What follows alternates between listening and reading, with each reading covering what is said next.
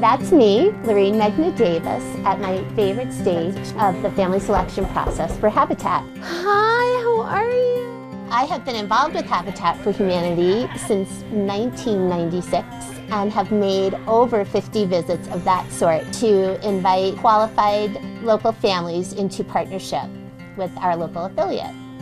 Really? Really? Oh my God! We would love if you would partner with us.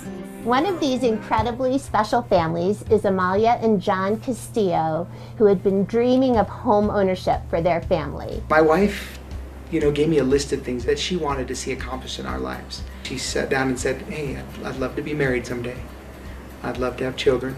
And I did tell him I would want a home. I'd want my kids to call someplace home. First thing I did was go to a bank and they're like, oh yeah, we can get you a loan for $50,000.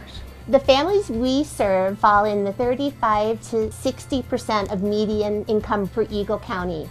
And that's a range that would not qualify them for a typical mortgage. At the same time, I had heard about Habitat for Humanity. Three base criteria at that time was a need for a home, which obviously we needed a home. We were renting. We're literally throwing our money away to rent. The ability to pay. I've had always stable job history, even picking apples as a kid. Would you be willing to partner with us and do the work it takes to get your home?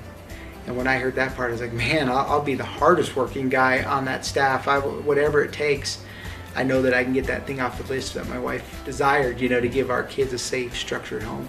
Throughout the family selection process, it became more and more obvious that the Castillo family was a great fit for Habitat. So we scheduled another visit with them. Welcome. Would you like it to? When they showed up, it was right before Christmas. They knocked on the door and they had a bunch of balloons. And it wasn't an interview.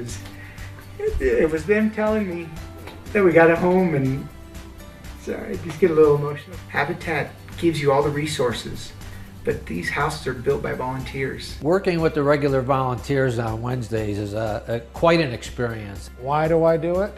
My wife would divorce me otherwise if I didn't get out of the house.